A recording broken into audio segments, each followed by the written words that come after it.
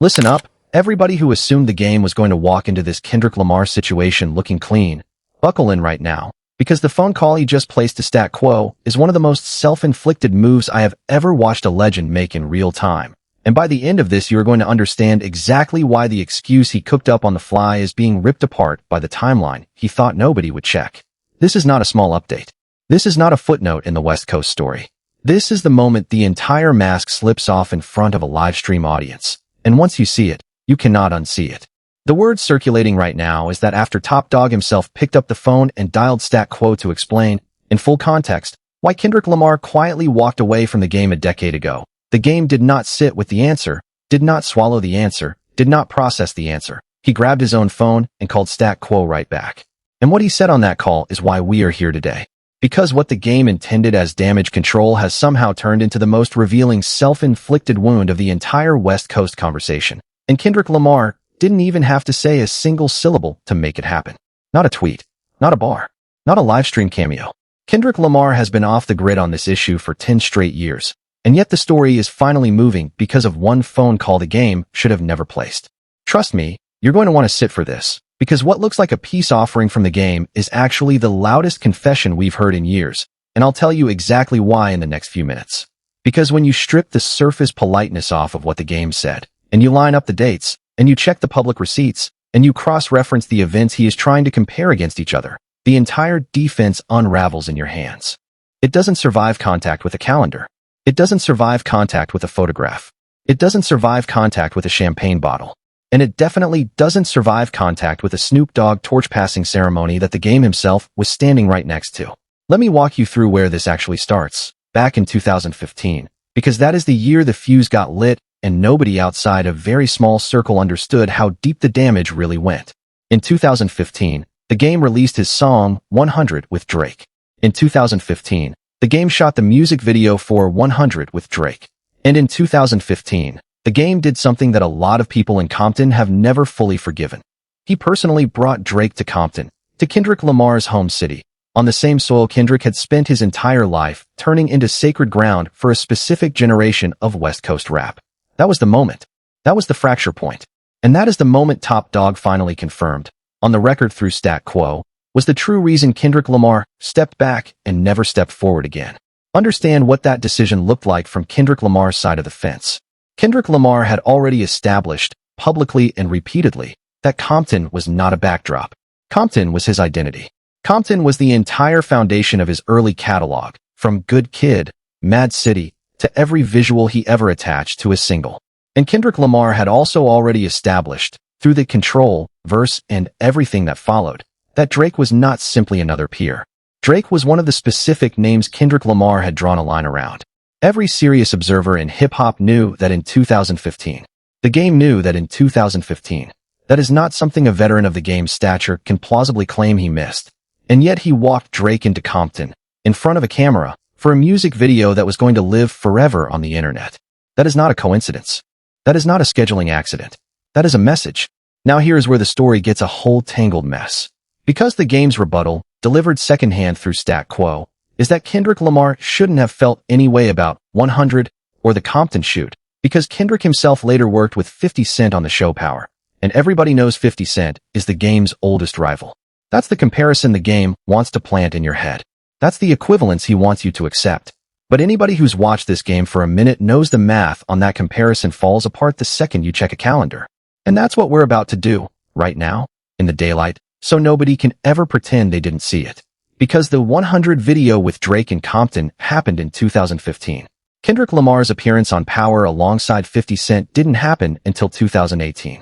3 full years later. So the game is asking the world to believe that Kendrick Lamar was supposed to have already forgiven a betrayal in 2015 based on something Kendrick Lamar had not yet done in 2018. That is not a defense. That is a timeline that has been stitched together backwards. And once you hold it up to daylight, it collapses on itself in front of everybody. That's a whole lot of coincidence, isn't it? And that's before we even get to the second problem with the comparison, which is even more damaging to the game's story than the first. And here's the twist the game pulled that makes this even worse. Because by the time Kendrick Lamar did that Power appearance in 2018, the game and 50 Cent were already publicly cool. In 2016, a full year after the 100 video shoot, The Game and 50 Cent were photographed side by side at Ace of Diamonds in Los Angeles, laughing, drinking, obviously past whatever Cold War had defined their relationship for the previous decade.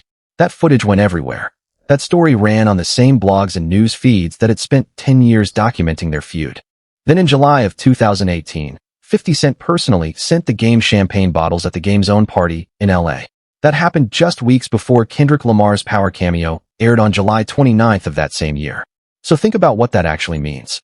The Game is trying to say Kendrick Lamar shouldn't be upset about Drake and Compton because Kendrick Lamar later worked with 50 Cent, who the Game supposedly still considered an enemy. But 50 Cent wasn't the Game's enemy anymore. That war had already been buried publicly. The receipts prove it. Kendrick Lamar walking into a scene with 50 Cent in 2018 was not the equivalent of the Game walking into Compton with Drake in 2015. It was not the same thing. It was not even close.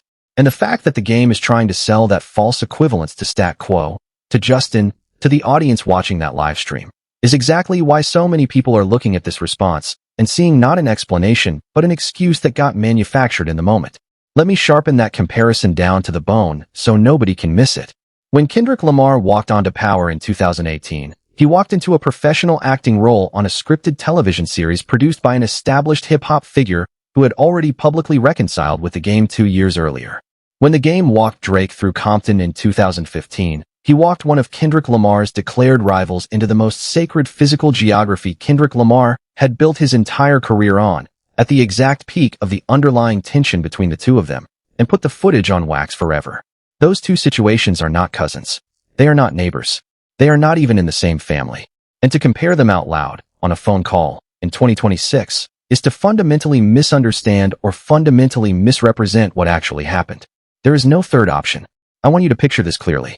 Stat Quo is now the middleman. Top Dawg made a call. Stat Quo relayed the real reason. That reason went public. And now the Game is calling Stat Quo back, using Stat Quo as a bridge to send his own version of events back into the same conversation. This is not a face-to-face conversation between the Game and Kendrick Lamar. This is not a phone call from the Game directly to Top Dawg. This is a game of telephone tag being played through a third party in front of a live stream audience. And every message that passes through that chain arrives more damaged than the last. Every relay strips context. Every relay adds noise. And by the time the story reaches the public, it doesn't sound like a reconciliation attempt anymore. It sounds like a hostage tape. And when Stat Quo relays it live, he is doing his best to deliver the message with a straight face, but you can hear it in his voice. Even the messenger knows the message doesn't hold up. On his own live stream, Stat Quo says out loud that the Game reiterated he has no beef with Kendrick Lamar, that the Game loves Kendrick Lamar, that there is no war between them. And on paper, that is what you want to hear. That is a mature answer. That is the answer any responsible OG should be giving in 2026 with all the temperature the West Coast has already burned through. I like hearing the Game say there is no beef with Kendrick Lamar. I genuinely do. I want that to be the truth. I want that to be the beginning of a healing arc that ends with an OG and a torch holder standing on a stage in Los Angeles reconciled and moving forward. That would be the mature outcome. That would be the outcome the culture deserves. But then comes the part of the message where the wheels come off the wagon. Because the Game claims he did not know Kendrick Lamar felt that way about the 100 music video. He claims he never realized bringing Drake to Compton, on Kendrick Lamar's soil, would land the way it did. He claims that in retrospect he can now see it, now that Top Dawg has spelled it out for him, but that he had no clue in 2015. And then he drops the line that turns the whole conversation into a punchline. He tells Stat Quo that when Kendrick Lamar shot Power with 50 Cent, the Game didn't feel away, because 50 Cent was his arch nemesis, and he understood it was just business. Read that sentence again. Sit with it. Because on any honest reading, that sentence is a confession dressed up as a defense. Drop your verdict on that in the comments, because to me, and to a lot of people watching this unfold, that is not a real explanation. That is a wall-throwing session where somebody is picking up random defensive fragments and hoping one of them lands. The dates don't line up. The relationships don't line up. The public receipts on the Game and 50 Cent don't line up with the story the Game is trying to sell. It doesn't work. Any way you slice it, it doesn't work. And Stat Quo knows it doesn't work. Justin knows it doesn't work.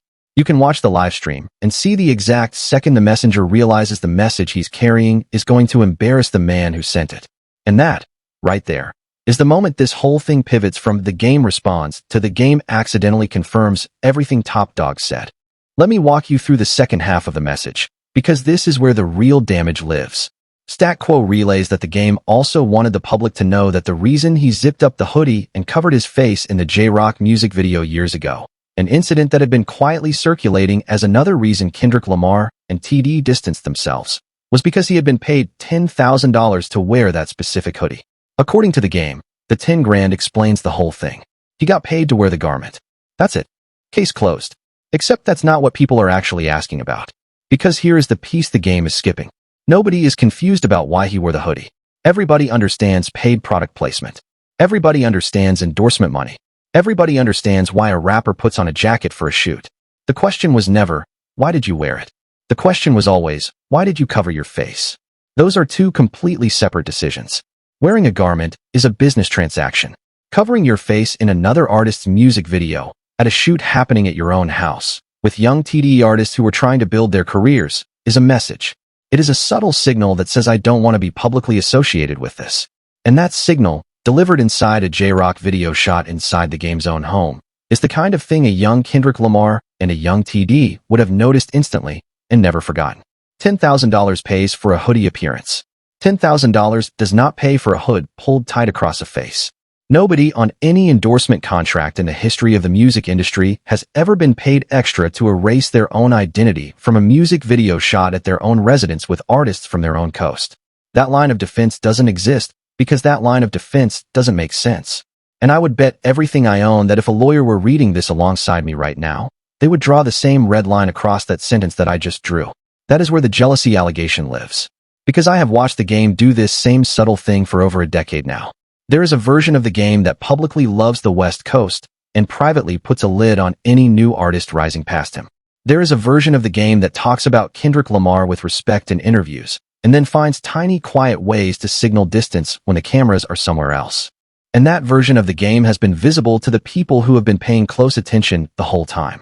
It has been visible to Kendrick Lamar. It has been visible to Dawg. And now, because of a poorly constructed phone call carried through Stat Quo, it is becoming visible to the general audience for the first time. Now let me pause here, because I know exactly what some of you are thinking. You're thinking, wait, doesn't the game deserve credit for reaching out at all? For not going scorched earth? For calling Stat Quo instead of firing off a diss track? And the answer is yes, on the surface. It is genuinely better that the game did not immediately turn this into a Kendrick Lamar diss record. It is better that he did not fire something into the internet at 3 in the morning and force the West Coast into another civil war. That restraint matters. I want to give him credit for that restraint. In an era where the standard response to any perceived slight is a 2-minute freestyle uploaded before sunrise, the game choosing the phone over the microphone actually is a step in the right direction, and I want that noted. But restraint without accountability is not the same thing as peace.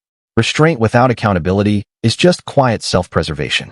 And that is what the entire second half of this phone call sounds like when you strip the emotion off of it.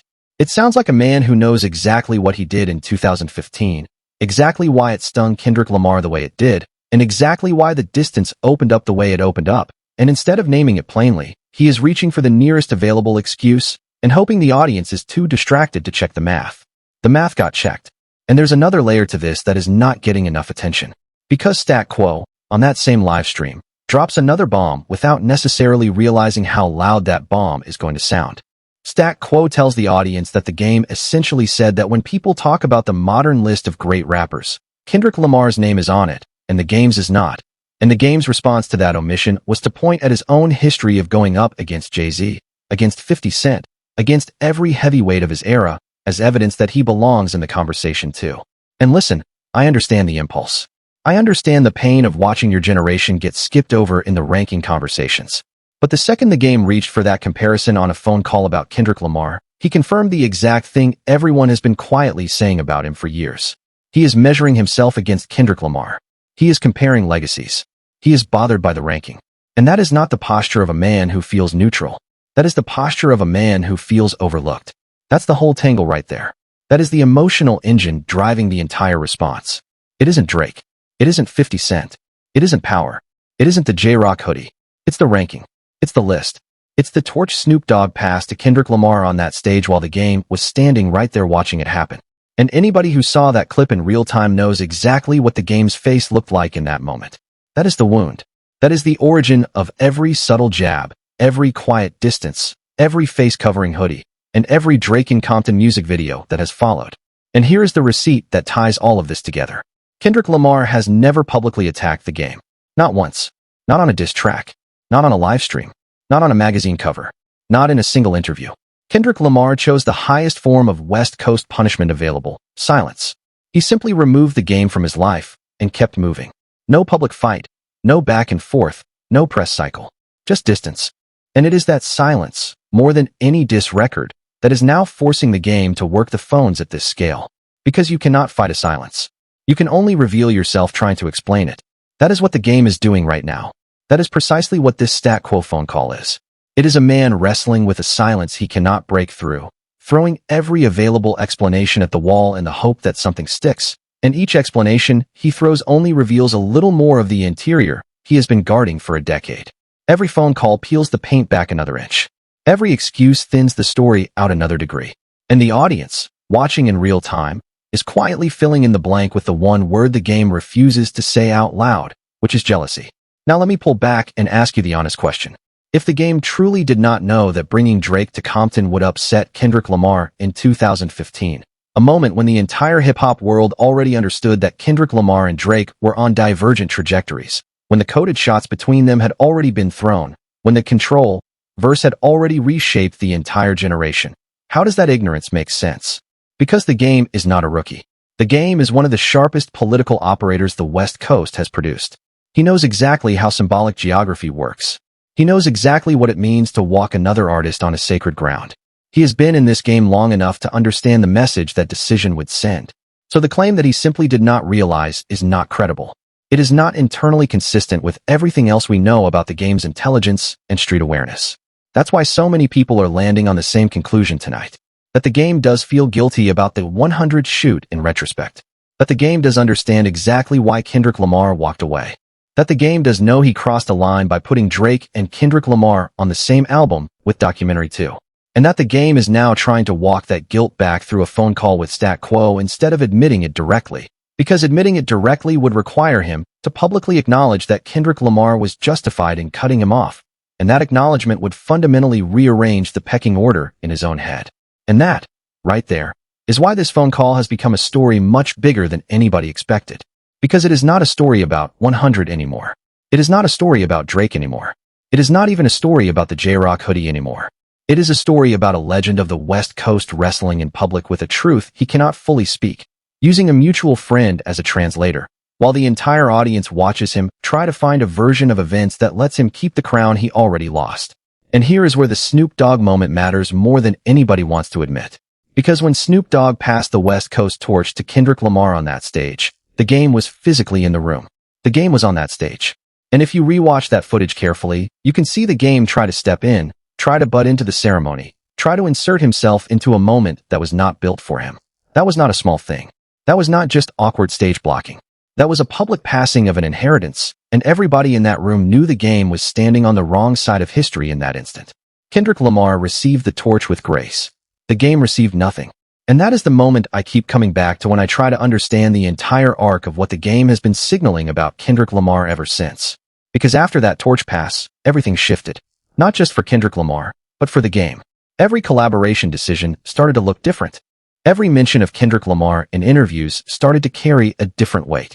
Every Drake-adjacent choice started to feel like a countermove rather than a coincidence. And when you place the 100 music video and the Compton walkthrough in that timeline, it stops looking like a random creative decision. It starts looking exactly like what Top Dawg is now saying it always was. A message from the game to Kendrick Lamar that read, "I can bring your rival to your city, and you cannot stop me." That is why Kendrick Lamar walked away. That is why Kendrick Lamar has never named the reason publicly. That is why Top Dawg finally had to pick up the phone and put the reason on the record himself. And that is why the game's rebuttal, delivered through Stat Quo, is landing so poorly with the audience. Because for the first time in this entire 10-year silence, everybody has the timeline in front of them, and the timeline does not lie. Now let me stack another receipt on the table, because there is one more piece of this puzzle that nobody is talking about yet, and I think it might be the most damaging one. Look at what the game did with the track list for Documentary 2. He put Kendrick Lamar and Drake on the same album. He put them in the same body of work. He forced the two of them onto the same physical product, at a moment when the entire industry knew those two artists were on opposite ends of a growing Cold War. That was not an accident. That was not creative curiosity. That was a deliberate side-by-side placement engineered to make a very specific statement about the game's willingness to sit in the middle and act as a peacemaker who was actually a leverage broker. And that decision, that album, that track list, is the receipt Kendrick Lamar has never forgotten either. Because Kendrick Lamar knows exactly what it means when somebody puts your name next to your rival's name on their own album cover. It is not neutrality. It is a positioning move. And Kendrick Lamar read that move exactly for what it was. Now stack that receipt on top of the 100 music video, on top of the Compton walkthrough, on top of the JRock face covering, on top of the Snoop Dogg torch ceremony, on top of the current Stat Quo phone call. Look at the pattern. Read the pattern. This is not a series of unrelated events. This is a pattern of consistent behavior across a 10-year window, all pointing in the same direction, and Kendrick Lamar noticed every single one of them and made the completely rational adult decision to protect his peace by removing the game from his professional life. That is not pettiness. That is not silence for silence's sake. That is a working artist protecting a working career from a slow drip erosion campaign that would have gotten worse the longer he stayed inside the tent. And I want to layer one more thing onto that pile, because the more you sit with this phone call, the more the smaller details start to matter. Notice that the game has never once publicly congratulated Kendrick Lamar for a major career milestone the way you would expect an OG from the same city to congratulate a rising star. No public shout on the Pulitzer. No public shout on the Super Bowl halftime moment. No public shout on the run of #1 albums. Nothing. Every congratulatory moment that should have been a layup for the game was quietly skipped, and every skipped moment was another data point in the same direction. That is not neutrality. That is a pattern of omission. And in a culture where public cosigns are currency, an omission of that scale is not silence. It is a statement. Now I want to be extremely careful here. I am not saying the game is a bad person. I am not saying the game hates Kendrick Lamar. I am not saying the game is currently plotting anything against Kendrick Lamar or against TD. I actually take him at his word when he tells Stat Quo that he doesn't want a beef. I believe him on that specific point. I think the game has genuinely spent the last decade hoping this issue would fade quietly, hoping Kendrick Lamar would eventually pick up the phone, hoping the whole thing would smooth itself out through time. But hope is not accountability. Time is not accountability. And a phone call full of shifting excuses is not accountability. It is a public performance of denial. If the game truly wants to close this loop with Kendrick Lamar, there is one thing he can do, and one thing only. He can pick up the phone and call Kendrick Lamar directly. He can say what happened in 2015. He can name what happened in 2016. He can name the JRock hoodie moment. He can name the documentary 2 track list. He can name the Snoop Dogg torch moment.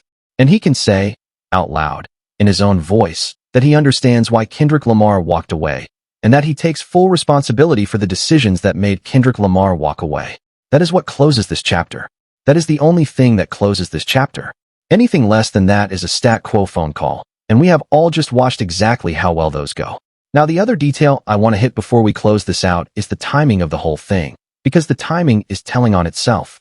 Top Dawg does not casually pick up the phone. Top Dawg does not casually explain a decade-old rift on a public call. Top Dawg does not casually authorize Stat Quo to relay a full context explanation on a live stream unless there is a reason the story is coming out now, in 2026, as opposed to 2015 or 2018 or any of the years in between. And that timing tells me one of two things is happening. Either Kendrick Lamar is preparing for something big and TD wants the record clean before the next move drops, or somebody inside the game's camp has been quietly floating a narrative that Top Dawg has decided he no longer wants floating. Either way, the fact that this story is surfacing right now, at this exact moment in the West Coast conversation, is not an accident. Nothing about the way Top Dawg operates is an accident. Think about the way Top Dawg has managed the Kendrick Lamar catalog from day one. Every rollout has been surgical.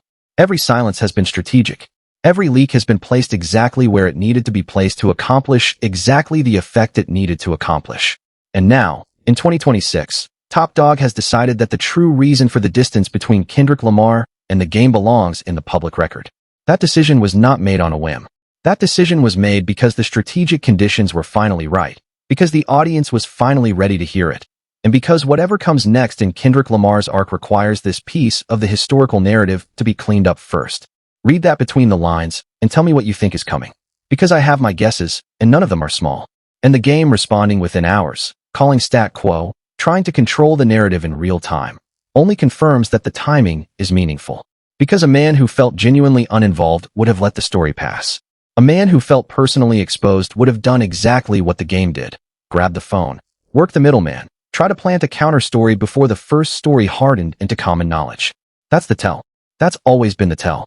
And that is why the phone call, more than the 100 video, more than the JRock hoodie, more than the documentary 2-track list, more than any of the historical receipts we can pull, is going to be remembered as the moment the game confirmed what everybody had been quietly suspecting. That the distance between him and Kendrick Lamar was never a mystery to him. That he understood, all along, exactly why Kendrick Lamar had stepped back. And that the 10 years of silence between them was never a puzzle waiting to be solved. It was a mirror the game refused to look into. Because if he looked into it, he would have to say the words out loud, and those words would rearrange the West Coast throne in a way he is not ready to sit with. So here we are. Kendrick Lamar has said nothing. Top Dawg has said everything that needs to be said. Stat Quo is the middleman getting worn out from carrying calls in both directions. Justin on the live stream is watching the whole thing unfold with the exact face the rest of the internet is wearing right now. A mix of disbelief and quiet vindication. And the game is on the outside of the room he used to sit at the head of, trying to talk his way back inside using a timeline that does not add up. Let me spell out something else that has been sitting under this whole conversation without getting said out loud. There is a version of West Coast history in which the game was set up to be the elder statesman of the entire coast. There is a version in which, after Dr. Dre and Snoop Dogg, the game was supposed to be the connective tissue between the golden era and the new generation. He had the discography. He had the cosigns. He had the street credibility. He had the platform. And for a moment, in the mid-2000s, that role looked like it was going to be his without question. Then Kendrick Lamar arrived, and the role that had been quietly reserved for the game got redirected. Not because Kendrick Lamar took anything from anybody. Not because there was some kind of coup. Simply because Kendrick Lamar was better at the exact craft that role required. That's it. That's the whole story. And any honest observer, including the game in his most reflective private moments, knows that is the truth.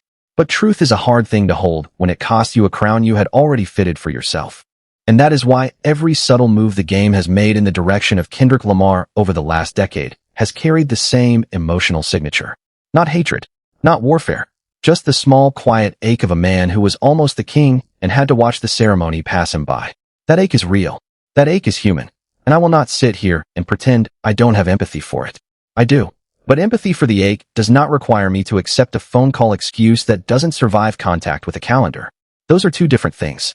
And I want to plant one more piece of evidence on the table before we close, because this piece is the quietest and the loudest at the same time. Notice that in the entire Stat Quo phone call, the game never once explains why he did not simply reach out to Kendrick Lamar directly at any point in the last 10 years. Not a single sentence in the whole message addresses that specific question. 10 years of silence between two Compton natives, and the game's response to a public reveal by Top Dawg is to call the middleman, not the man himself. That absence in the story is the story. If the game genuinely did not know Kendrick Lamar was upset, the natural move at any point over the last decade would have been to text Kendrick Lamar and ask him directly. He did not do that. Nobody has ever claimed he did that.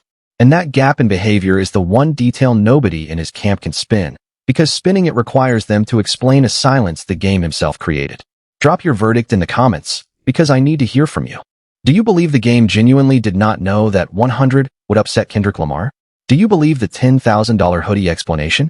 Do you believe the 50-cent equivalence holds up when you factor in the 2016 Ace of Diamonds reconciliation and the 2018 champagne bottles?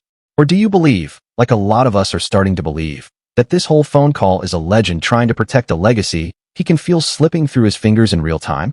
And while you're thinking about that, let me plant one more question in your head that nobody is asking yet. If the game really felt no way about Kendrick Lamar doing power with 50 Cent, if that comparison genuinely holds in his head, then why did he not simply say that in 2018 when it happened? Why did he not release a public statement in 2018 saying, "I love that Kendrick Lamar is on power. I have nothing but respect for the move. Business is business"? He never said that. Nobody said that on his behalf. There is no record of that statement existing anywhere in the entire 2018 press cycle. The comparison to power did not exist in real time. It only exists now, in 2026, as a retroactive defense manufactured to try to neutralize the Top Dawg phone call. That is not a coincidence. That is a construction. And any adult who has watched a public figure try to build a defense on the fly knows exactly what that looks like. Tell me what you think. Tell me what side you're on. Tell me whether Kendrick Lamar owes the game a phone call at this point, or whether the silence is the only correct response left. And while you're at it, because this story is nowhere near finished, go ahead and hit that subscribe button, hit that like button, hit the bell so you don't miss the next chapter, because the next move on this board is going to come from Kendrick Lamar's side. And when it does, I want you here for it in real time. Because I promise you, this is not the last phone call. This is not the last message through Stat Quo. This is not the last excuse from the game. And somewhere on the other side of this entire storm, Kendrick Lamar is watching, saying nothing, and waiting. And the silence he is holding is louder than every phone call the game can ever make. Peace.